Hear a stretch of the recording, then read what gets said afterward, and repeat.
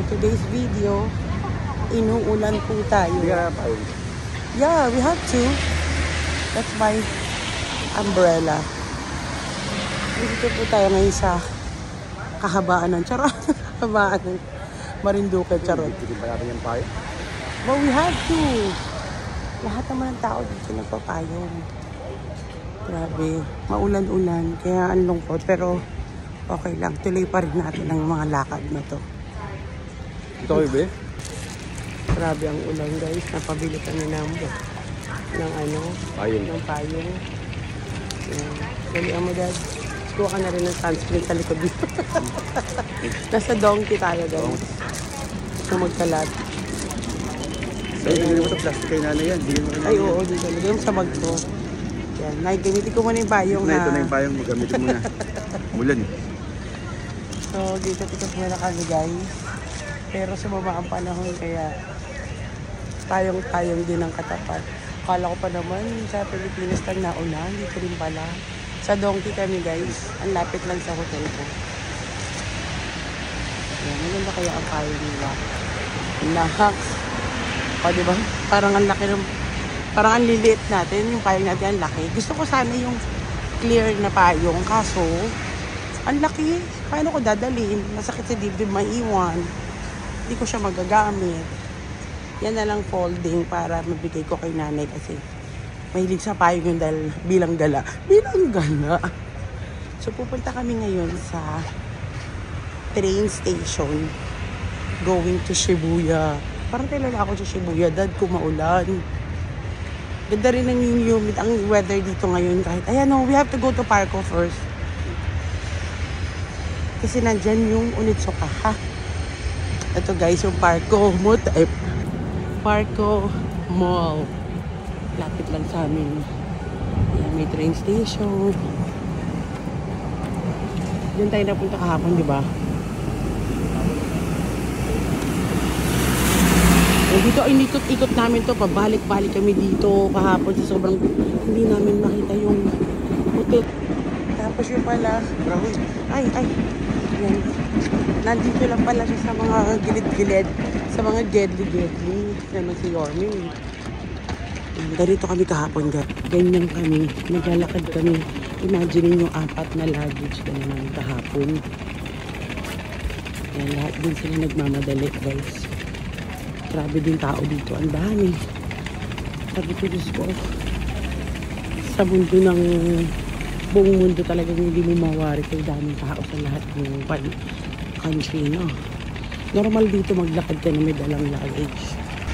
Ayan. Kasi ang access namin or ng everyone, ng mga tourist dito, ang access nila is yung train. Ayan, yung train. Ayan, guys. Ayan, may mga underpass. Ito, train. Marami silang klase ng train, guys. Merong green. May, ano nga isa?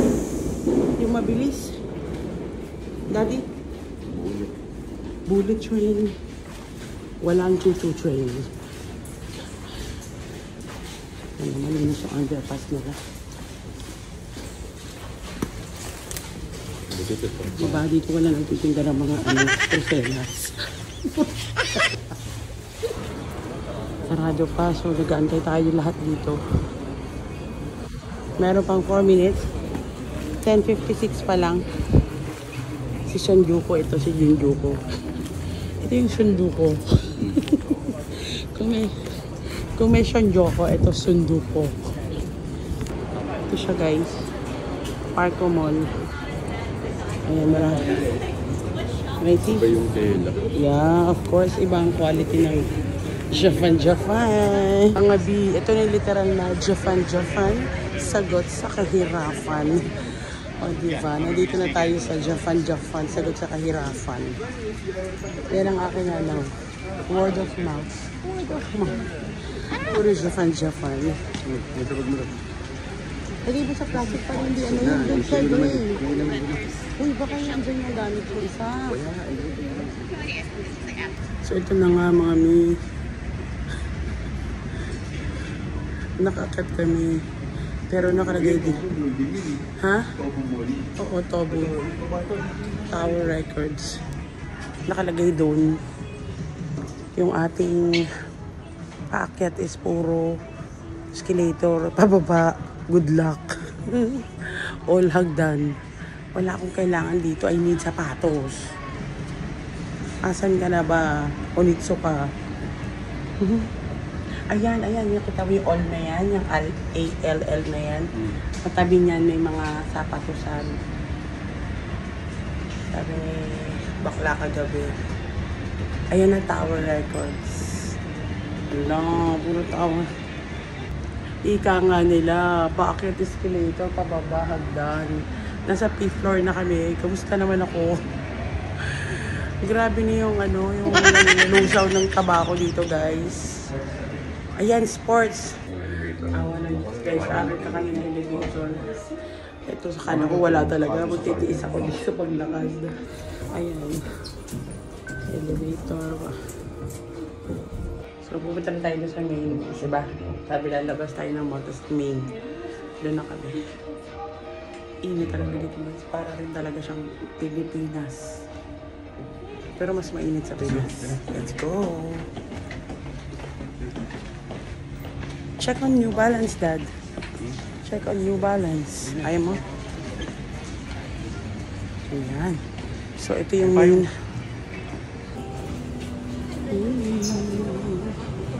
We're here at the store, mommy.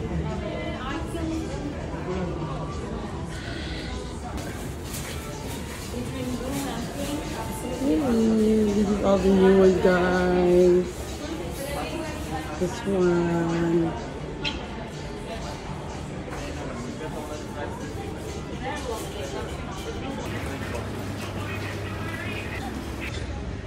Welcome to Shibuya.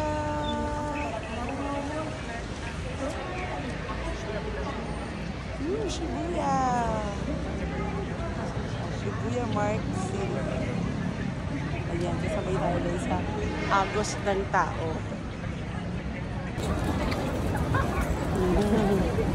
Shibuya tayo.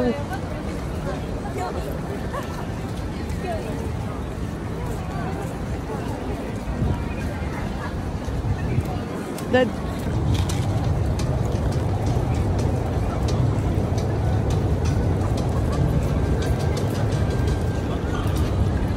Shibuya.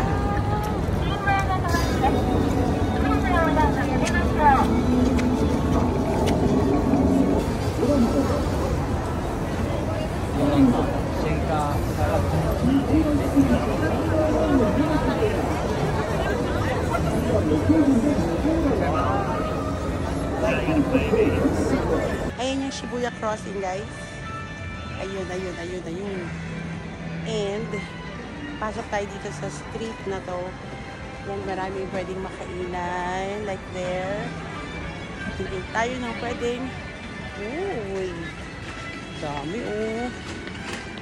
Thank you.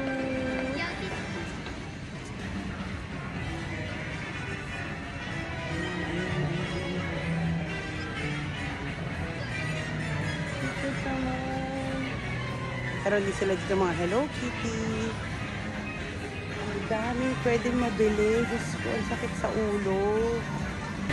Sobrang daming tao. Ang sarap lang kasi pare-parehas kaming mga tourists. Pare-parehas kaming visitor. So, ito yung kahabaan ng Shibuya.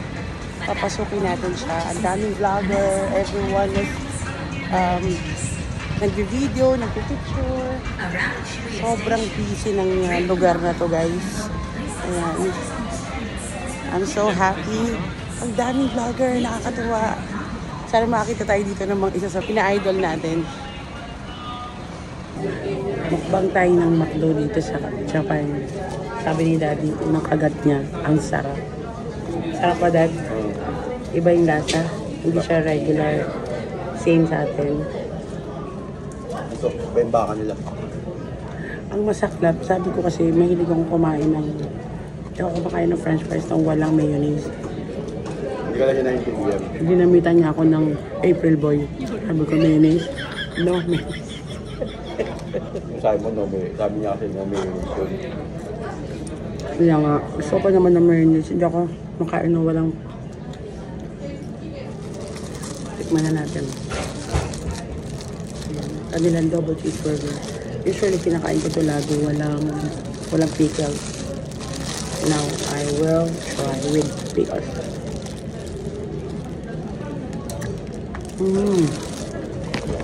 Ang sarap niya. Sabi ba? Lambot. Sabi. Lambot. Parang wala akong karne na lalasahan, pero meron siyang double na. Grabe, ang sarap.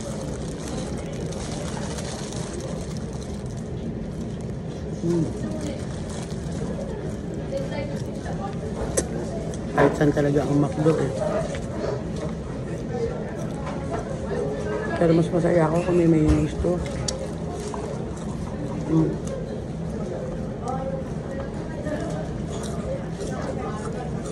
Sa gabi kami kakain ni Daddy ng mga different na gusto namin i-try. Like yung mga diners nila, yung mga sikretong kainan dito. Mga ramen paggabi. Pero ang morning, gusto namin try yung like KFC nila dito, McDonald's nila dito. I don't know if they have Jollibee. Pero grabe yung sarap, yung karne nila kakaiba. Wala pa yata Jollibee. Grabe yung sauce.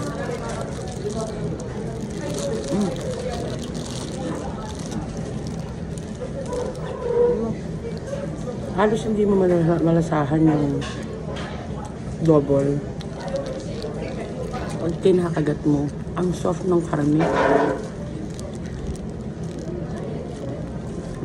Namiss ko tuloy yung anak ko. Parang kilala ko rin si ate. Ayun yung naka-green.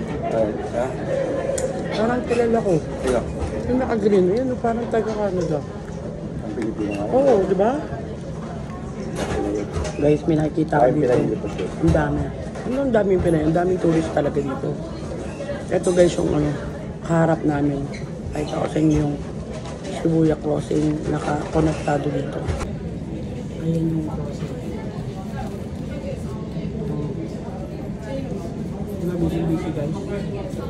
Maaga pa lang ngayon. Imagine yung araw-araw to. Sa oras-oras, ilang libo, ilang milyon na tao dumadaan sa Japan. Especially this specific spot na Shibuya. Isa sa mga hindi talaga kakaligtaan ng tao dumaan dito.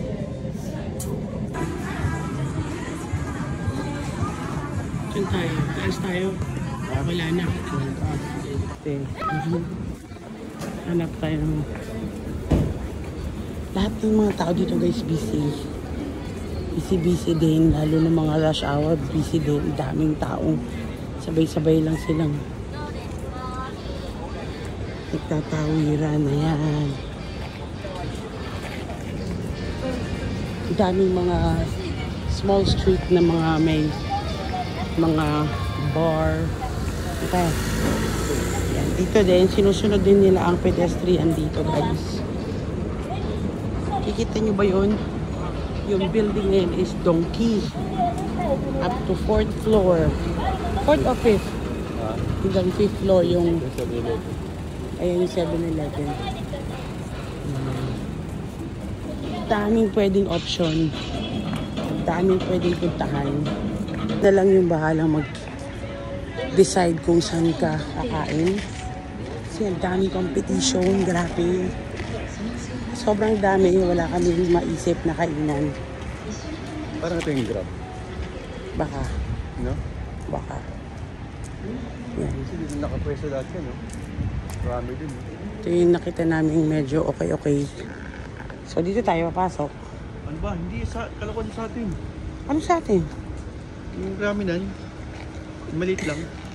Ah, kala ko yan. Yan yung meron na siyang steak. Huh? May steak. Ay, saka sabi ko sa kanila mag-steak. Dinner naman eh. Patabi ng ano, busig-busig pa tayo.